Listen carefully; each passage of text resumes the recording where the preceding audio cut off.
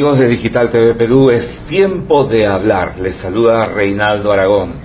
Y es tiempo de hablar del Currículo Nacional Educativo derogado en parte por una resolución de un Tribunal Superior Civil en nuestra ciudad. Y para conversar sobre este tema y además sobre una importante conferencia de familia, sobre la familia, que se va a realizar en el distrito de Los Olivos, en la parte norte de nuestra ciudad, sobre este y otros temas tan importantes, vamos a conversar ahora en tiempo de hablar. Damos la bienvenida a Cristian Rosas. Muchas gracias, politólogo, Reinaldo. Vocero de Con mis hijos no te metas.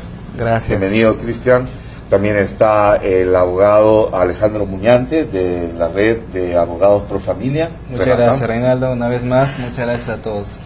Y estamos también con el comunicador y teólogo Fernando Hidalgo, de la Iglesia Alianza de Los Olivos, como está el presidente, además de Lima al Encuentro con Dios. El tema de la familia está sobre el tapete, el tema de la educación también, porque pues tiene que ver directamente con las familias que envían a sus hijos a las escuelas para recibir una educación acorde con los valores naturales. Pero el gobierno decidió poner en acción, digamos, poner en los colegios este currículo nacional educativo. Un grupo de padres de familia, de Padres en Acción, apoyados por otros colectivos, presentaron una demanda de acción popular. Y esto ha permitido, pues, que el tercer juzgado civil, me parece, de Lima, ¿no es así? Superior de Lima, Sala. La primera sala ha emitido una resolución. Doctor Muñante, como abogado, ¿qué es lo que dice esta resolución? Bien, ¿qué tal? ¿Cómo están? Bueno, sinceramente nos encontramos bastante sorprendidos, pero también a la vez satisfechos en parte, como dice la resolución, fundada en parte, ¿no? por la sentencia que se ha dado el día de hoy, la resolución número 30 de la primera sala civil de la Corte Superior de Justicia de Lima, que ha resuelto lo siguiente, ¿no? Y entonces nos remitimos a lo que señala la sentencia, la parte resolutiva, así es. Es una sentencia bastante extensa, ¿no? Pero vamos a tomar en cuenta la parte resolutiva, ¿no? En atención al tiempo. Dice, la resolución se declara fundada en parte la demanda interpuesta por Francisco Javier Pacheco Manga y otros, que viene a ser el colectivo Padres en Acción, ¿correcto? Así es. Entonces, se declara, dice, nula la resolución ministerial 281-2016 Minedu, solamente en el extremo que aprueba el Currículo Nacional de Educación Básica para el año 2007 respecto al enfoque de igualdad de género contenido en el acápite 2, enfoques transversales, ¿no? Donde está la parte de los enfoques, en la parte que dice, si bien que aquello que consideramos femenino o masculino se basa en una diferencia biológica sexual, estas son nociones que vamos construyendo día a día en nuestras interacciones, ¿no? Por vulnerar los artículos 7 y 22 de la Ley 28044, Ley General de Educación, y exhortándose al Ministerio de Educación para que promueva y o implemente un mecanismo específico, democrático, deliberativo,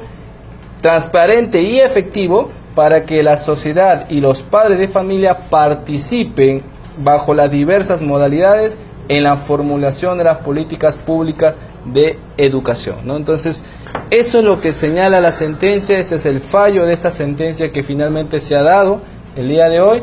Y bueno, nosotros podemos entonces estar en parte satisfechos porque esta resolución finalmente ha suprimido el enfoque de género de la Currícula Nacional de Educación, ¿no? Claro. Ahora, la demanda de Padres en Acción era más amplia, ¿no es cierto? Así y es. seguramente habrá tiempo ya para desarrollarla completamente. Pero ¿en qué contexto se da esta sentencia? ¿Qué es lo que ha sucedido para que el Poder Judicial dicte esta sentencia? Bien, nuestra legislación contiene el derecho prioritario de los padres a dirigir y a educar a sus hijos, ¿no? En ese contexto nosotros hemos tenido siempre una legislación bastante clara y específica. Porque además está en la Constitución. Exacto, está en la Constitución en su artículo 13 donde señala, ¿no?, que los padres tienen el deber de educar a sus hijos, a escoger el centro educativo y a dirigir el proceso educativo, ¿no? Entonces, eso es acorde a lo señalado también por la legislación internacional.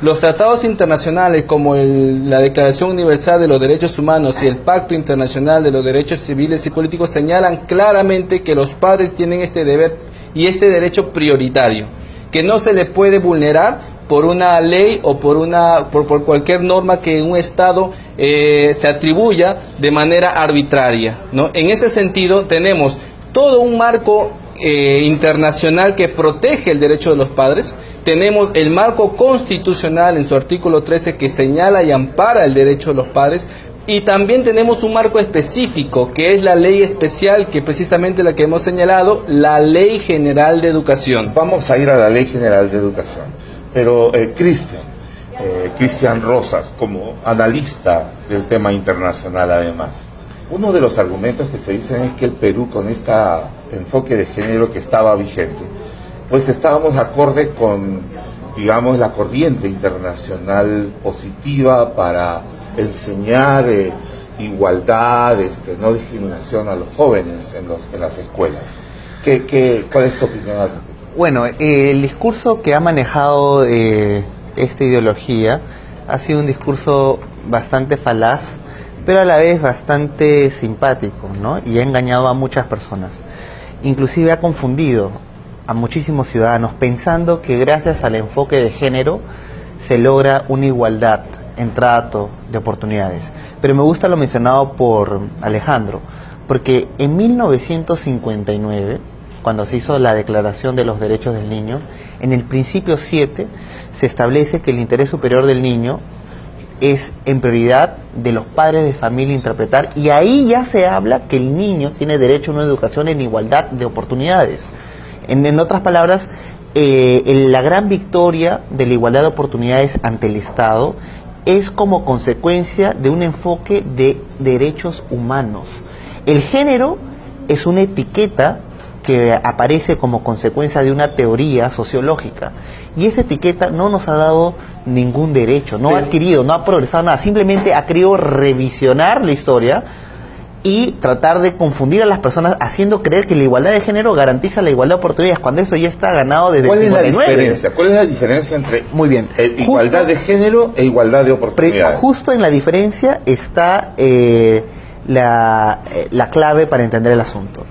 El derecho regula la justicia entre seres humanos, y los seres humanos somos hombres y mujeres. Pero las teorías sociológicas quieren siempre reemplazar a la humanidad por una etiqueta: burgués, proletario, ario, híbrido, en este caso género. Pero antes de una ideología política, sociológica, somos seres humanos. Entonces, cuando se reemplaza el enfoque humano por el enfoque de género, lo que se hace es distorsionar la humanidad misma y convertir al ser humano en un medio de realización. Por ejemplo, en nuestra Constitución el artículo 15 claramente establece que el educando, el niño o niña que recibe educación, tiene derecho a una formación que respete su identidad. Pero no se puede respetar la identidad humana, hombre y mujer, cuando a su vez se pretende construir su identidad desde el colegio. Porque la construcción de una identidad basada en una teoría sociológica ya no es respetar la identidad humana. Por lo tanto, se estarían, cambiando términos para poder introducir precisamente estas ideologías. Es a través de las palabras, de los términos, que se pretende introducir ideologías. En este sentido, la batalla ideológica de este siglo no es solo filosófica como lo fue el siglo pasado. Se ha sofisticado la guerra, y ahora la batalla política no solo es filosófica, sino es filológica, en términos, en palabras, y a través de una palabra que aparentemente es un sinónimo, se introduce toda una corriente filosófica. Por ejemplo, así empezaron en las clases de ciencias naturales, en reproducción humana, se estudiaba el órgano reproductor, y un día decidieron cambiar el término órgano reproductor por órgano sexual. Como era un sinónimo, nadie se quejó, y después dijeron: ¿por qué los órganos sexuales se van a estudiar en ciencias naturales? Mejor agarremos educación sexual. Y así introdujeron todo el tema de la sexualización del cuerpo de nuestros hijos, solamente intercambiando un término de órgano reproductor a órgano sexual. Entonces, esta ideología, al implementar el enfoque de género, es que está reemplazando en el derecho un lente ideológico. Y nosotros no podemos permitir eso, porque el ser humano no es medio de realización ideológica de ninguna corriente, comunista, nazista, de género.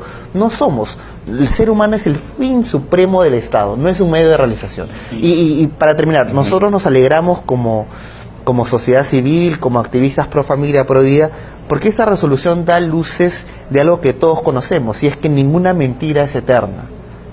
Que nosotros salimos a las calles y protestamos para hacer público nuestra convicción de certeza moral. Esa certeza que nos recuerda que la verdad siempre triunfará.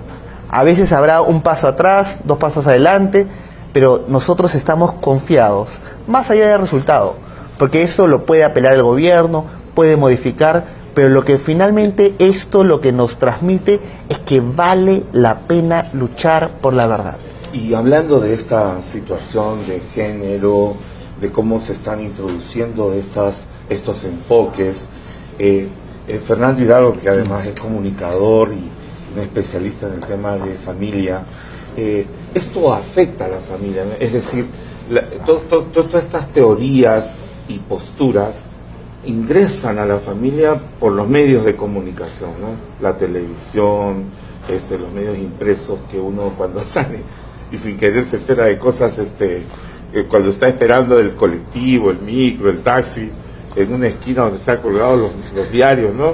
Y uno no sabe de lo que o sea, no tiene conocimiento previo, pero ahí se entera de que uno con otra hicieron clic y tienen un hijo, nunca se casaron. Es decir, todo esto va afectando a la familia, ¿no? Sí, Reinaldo, gracias por la invitación. Y estaba escuchando al doctor y también a Cristian. Es interesante que si ya la familia está luchando contra los medios de comunicación, está luchando contra toda esa filosofía que se ha introducido a través aún de la psicología y todas estas ramas, ¿no es cierto?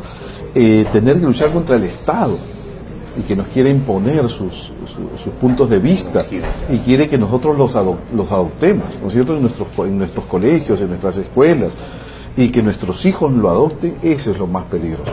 Eso es lo que quiero que está resaltando Cristian, porque no puede ser que ya tengamos que luchar solamente contra los medios, sino también contra el Estado, y luchar contra el Estado es lo más difícil, porque el Estado nos obliga a hacerlo. Y luchar contra los medios, yo puedo por lo menos decir, bueno, hijo, esto no veas, y no estamos de acuerdo con esto, y yo puedo instruirlo a él y formarlo a él. Claro, puedo apagarle la televisión. Claro, yo puedo apagarle hasta el televisor. Poner horarios al internet. Y yo puedo escoger lo que él puede leer y orientarle. ¿No es cierto? Y podemos escoger.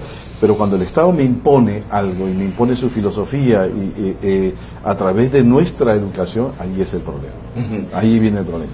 En la conferencia que ustedes van a realizar en Los Olivos, es una familia inquebrantable en una sociedad quebrada. La sociedad está quebrada. Así es.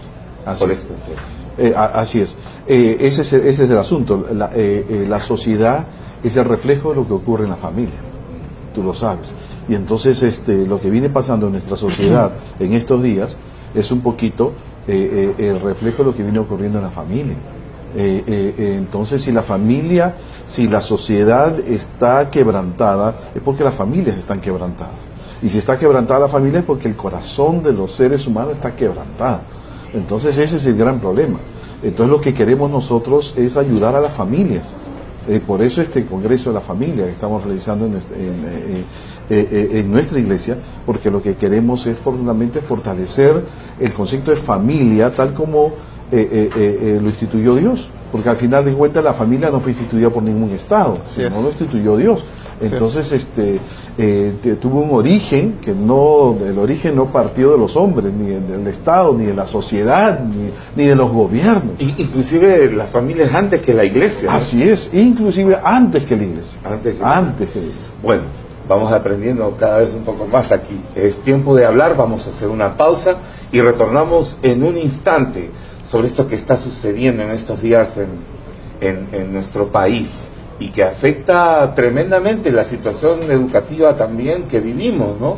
Vivimos una crisis tremenda, tantos días los profesores en huelga. Y no hay que olvidar que no es de ahorita, porque ahorita es la crisis terrible, pero desde hace más de un mes y medio las autoridades ya tenían conocimiento de esto y lo dejaron pasar. Solo que ahora estamos viviendo las consecuencias de esa sordera que ha habido y que no ha permitido pues que se solucionen estos temas en el momento que debió hacerlo, y tantos días perdiendo nuestros hijos clases en los colegios. Vamos a hacer una pausa y retornamos en un instante. Es tiempo de hablar por Digital TV Perú. Al César se le tiene que dar lo que corresponde al César, pero bajo ninguna circunstancia le podemos dar al César lo que únicamente pertenece a Dios. No le podemos dar al César nuestra mente, nuestro corazón y nuestra alma, porque Dios demanda que con todo nuestro corazón, con toda nuestra mente y con toda nuestra alma le serviremos y adoraremos.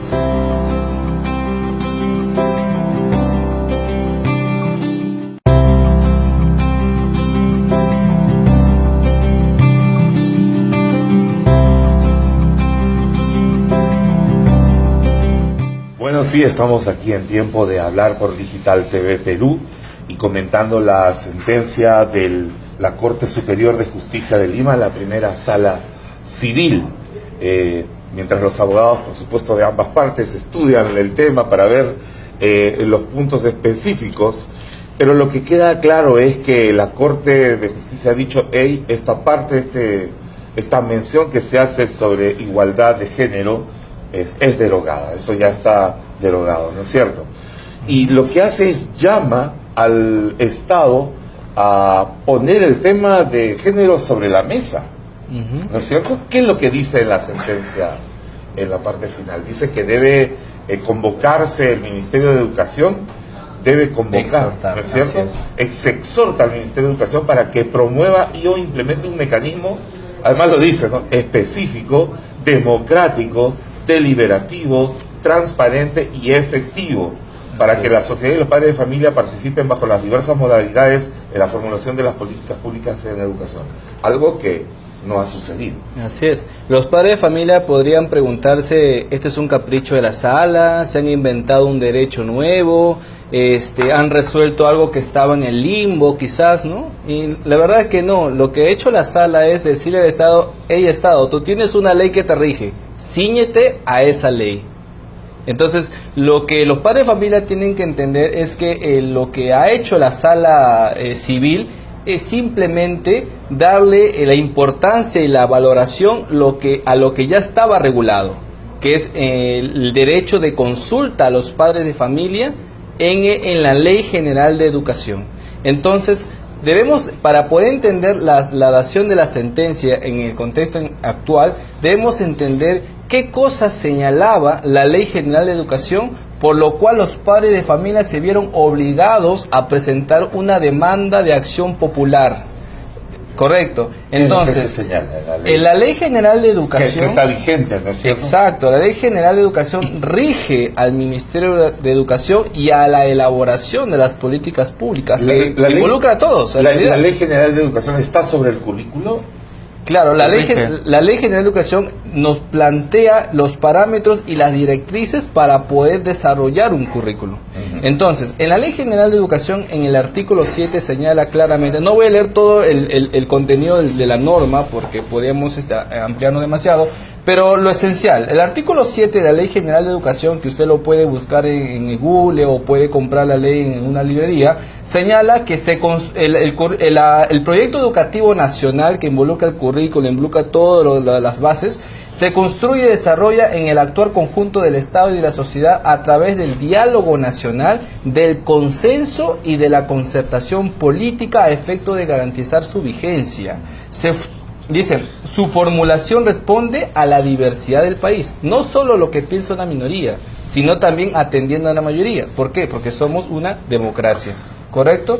Dice también en su artículo 22 que la sociedad tiene el derecho y el deber de contribuir a la calidad y equidad de la educación. ¿Cómo participa la sociedad? Inciso A, participar en la definición y desarrollo de políticas educativas en el ámbito nacional, regional y local. La sociedad participa en la definición y desarrollo de las políticas públicas. Entonces, ¿cómo esta participación involucra en la elaboración del currículo? El artículo 34 lo señala. ¿Qué dice el artículo 34? El proceso de formulación del currículo es participativo. Dice, y se construye por la comunidad educativa. ¿Quiénes forman parte de la comunidad educativa? ¿Quiénes desarrollan el currículo? El artículo 52 lo responde y dice, la comunidad educativa está conformada por estudiantes, padres de familia, profesores, directivos, administrativos y los miembros de la comunidad local. Y Cristian, ¿ha participado los padres de familia? En realidad no, por eso es que los padres de familia Los se han hecho... ¿La comunidad educativa? Se han hecho visibles en las calles, se han hecho notar porque se ha ignorado sus derechos. Y uno de esos derechos, a propósito de esta conversación y también del trabajo y el reconocimiento del cristianismo a lo largo del progreso verdadero de la humanidad, está en que precisamente al César se le tiene que dar lo que corresponde al César, pero bajo ninguna circunstancia le podemos dar al César lo que únicamente pertenece a Dios. No le podemos dar al César nuestra mente, nuestro corazón y nuestra alma, porque Dios demanda que con todo nuestro corazón, con toda nuestra mente y con toda nuestra alma le serviremos y adoraremos. Y lo que este currículo hace es pretender quebrantar, apoderarse, suprimir y someter la mente de nuestros hijos, sus corazones y su propia alma, al punto de hacerlos colaboradores de una ideología que está basada en una mentira sobre la propia identidad humana.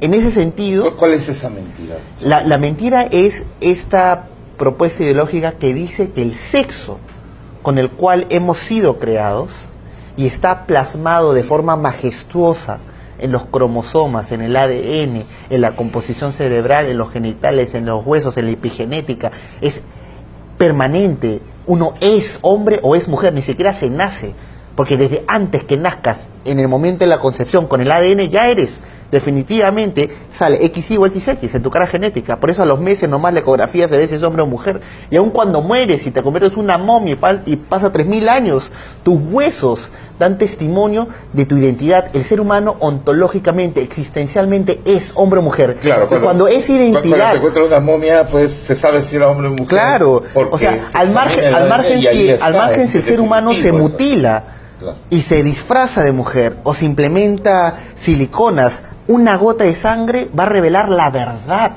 de lo que somos. Y esta ideología lo que pretendía hacer era distorsionar la esencia misma de la humanidad, quiénes somos. Y lo peor aún es que si bien en Perú celebramos esta victoria, también estamos tristes porque el día de hoy en Chile la presidenta Bachelet ya firmó la adopción de niños por parejas homosexuales, y en California se ha aprobado en el Senado para ratificarse esta semana que será multado y con pena de cárcel a todas las personas que no sometan su voluntad, su moral y su fe al seguirle la corriente a una persona con trastornos de identidad. En otras palabras, si una persona en California se rehúsa a llamarle a un hombre mujer, porque es una mentira o porque va contra la naturaleza, contra la conciencia, contra la verdad, ahora será aprobado su propia fe, su propia humanidad. Y por no ser cómplice de la mentira, será multado y será encarcelado. Ahora, todo esto forma parte de esta, digamos, este enfoque. Esta ideología, claro. Y porque algunos de los voceros que dicen, que defienden este currículo que ha sido derogado, dicen, no tiene nada que ver, esto es solamente en contra de la discriminación, en realidad no queremos que se discrimine a nadie. ¿Es así, Alejandro? No, en realidad, como nos señala bastante bien Cristian, no es que esté buscando fomentar la igualdad y la lucha contra la discriminación, ¿no? Porque para poder luchar frente a la discriminación no es necesario implantar una ideología, y esto es lo que se ha hecho precisamente, ¿no? Implantar una ideología que hace que, digamos, ser femenino o ser masculino sea una construcción social para ellos, ¿no? Violentando, dejando de lado todo lo que nosotros hemos aprendido en las ciencias naturales, ¿no? Y precisamente yendo en contra de lo que los padres de familia educan enseñan a sus hijos. Precisamente estas leyes son las que han sido vulneradas. Por esa razón es que la sala, una corte nacional, ha dicho que este currículo no ha sido consultado a los padres, precisamente en salvaguarda de este derecho. Entonces, no podemos decir ellos en ese sentido que lo que han hecho es hacer algo muy bueno. No habría una sentencia que lo niegue, ¿no? Pastor Hidalgo, un enfoque de este tipo, ¿no? Un enfoque, digamos, que tiene una carga ideológica, pues, como ha quedado demostrado, ¿no? Y que además ha sido ratificado por la sentencia de una corte. Esto ya no es un tema político, es un tema legal. Afecta, mina, ataca el orden familiar. Bueno, sí, gracias a Dios que esto se ha derogado, por lo menos esa parte ideológica de que debemos se puede construir nuestra identidad cuando la identidad ya la tenemos al nacer. Lo acaba de ratificar Cristian, nos lo acaba de explicar muy bien. La identidad no se construye, la identidad ya la tenemos al nacer. Es decir, y cuando el Estado trata de imponernos, cuando el Estado trata de imponernos sus valores, sus criterios, su ideología, su forma de pensamiento, porque no hay otra forma de llamarlo, ¿no es cierto? Claro. Cristian lo ha dicho muy bien, es una idea, ¿no es cierto? Y entonces nos lo intenta imponer, entonces eso altera realmente a toda la familia. Altera desde el momento de su nacimiento, desde el momento de la formación. Entonces afecta a todo. Afecta a nuestros principios, nuestros valores, nuestras creencias. El Estado no puede imponernos sus pensamientos, su creencia, su valor, no puede. Ya las familias tenemos el derecho de formar a nuestros hijos de acuerdo a nuestros valores y ni siquiera son valores propios de una sola fe. Esto nace desde el inicio, desde la creación, ¿no? Esto es parte del ser humano. ¿Qué dice la Biblia? Esto es parte del ser humano, ¿no? Esto es parte de nuestra naturaleza. O sea, el Estado está tratando de cambiar algo que es natural, que nace desde la creación, nace desde los inicios desde los albores de la humanidad, de los inicios de la humanidad, ¿no es cierto? Desde la primera familia, desde la primera pareja.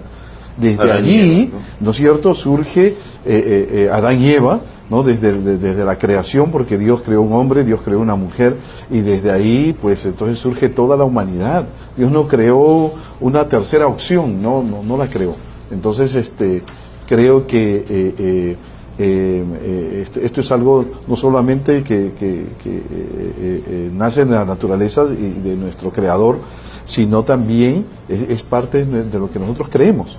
Y el Estado no nos puede imponer su creencia, no puede. Ahora, no nos puede imponer sus valores, no puede obligar a enseñar a nuestros hijos algo que nosotros no creemos. Una de las acusaciones que se hacen, o uno de los argumentos que se utilizan a posiciones como la que se está expresando, es que posiciones como esta pues alientan la discriminación, ¿no? Dicen, no, pero si alguien quiere tener una sexualidad diferente, una expresión sexual diferente, con estas posiciones es discriminado. ¿Es así? Yo creo que no. Yo creo que no, porque yo creo que hay libertad para que cada una persona escoja la forma de vida que quiera llevar. El problema radica es cuando me quieren imponer esa forma de vida desde arriba.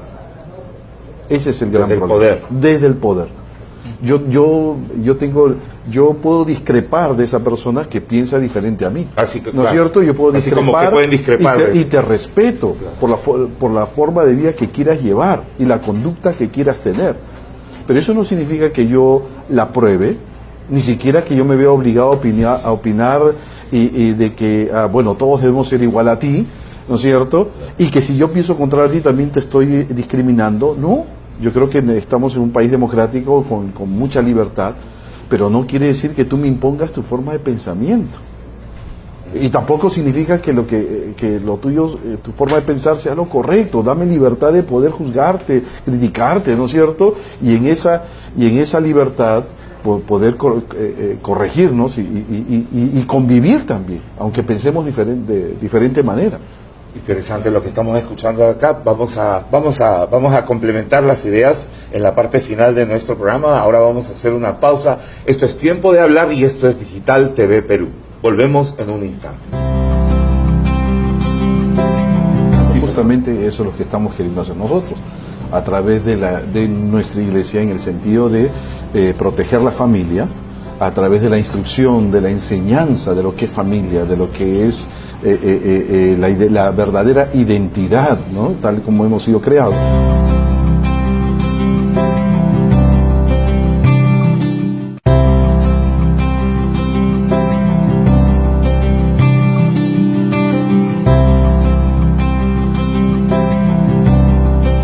Estamos aquí en Digital TV Perú y es tiempo de hablar. Es un tema pues que nos involucra a todos, ¿no es así? El tema de la familia, la educación, todos tenemos que ver en esto.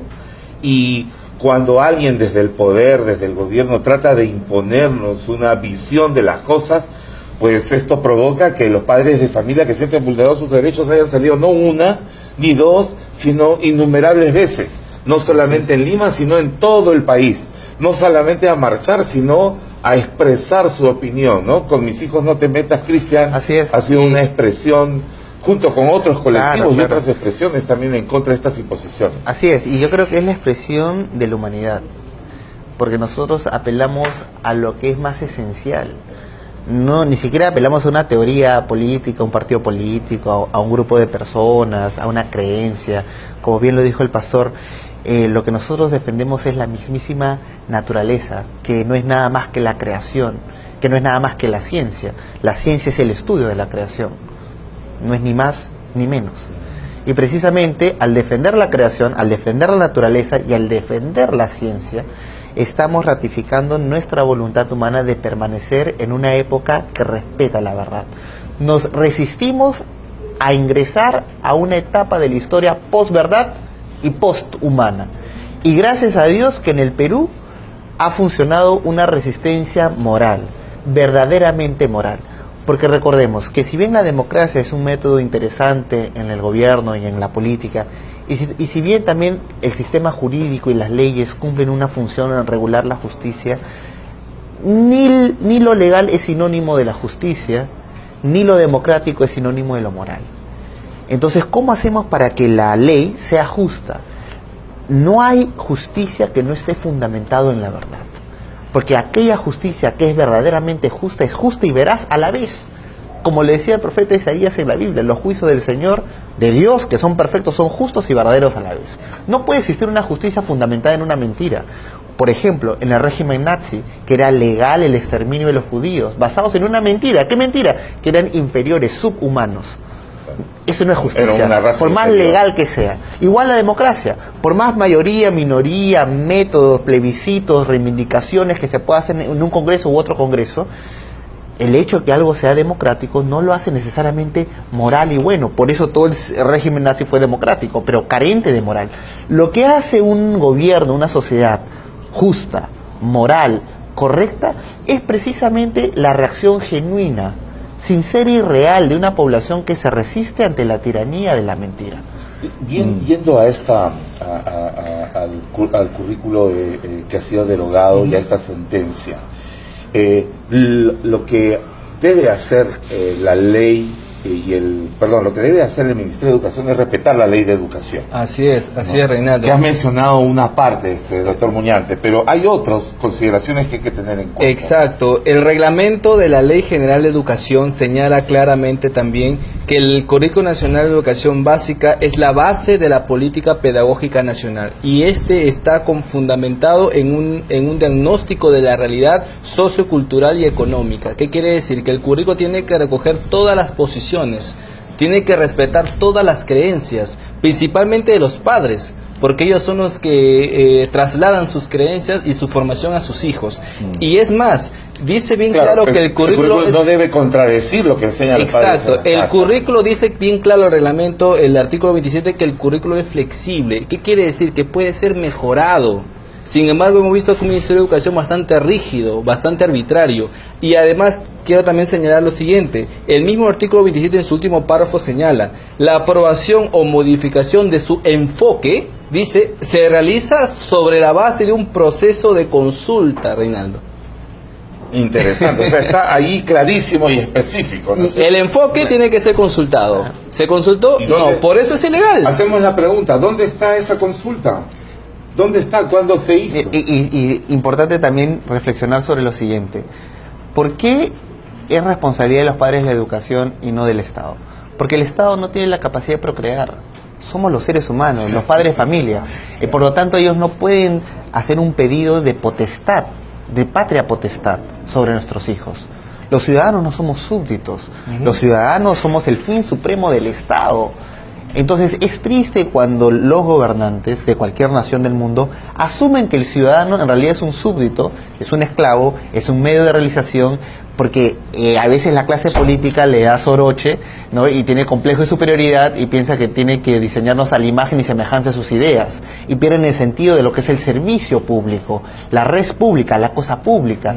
Y precisamente para evitar este tipo de corrupción en una clase política es necesaria la reacción, y la reacción ciudadana es constitucional. La misma Constitución prevé estos escenarios despóticos, donde la clase política puede aún desconocer sus límites constitucionales. Por eso exige que el ciudadano tiene la responsabilidad y el deber de proteger y defender la familia y de rebelarse a medidas que sean contrarias al bienestar humano. Y sí, Perdón, Renato, Sí, justamente eso es lo que estamos queriendo hacer nosotros, a través de nuestra iglesia, en el sentido de proteger la familia, a través de la instrucción, de la enseñanza de lo que es familia, de lo que es la verdadera identidad, ¿no? Tal como hemos sido creados.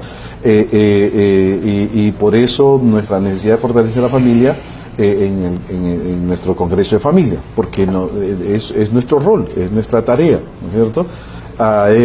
Proteger la familia.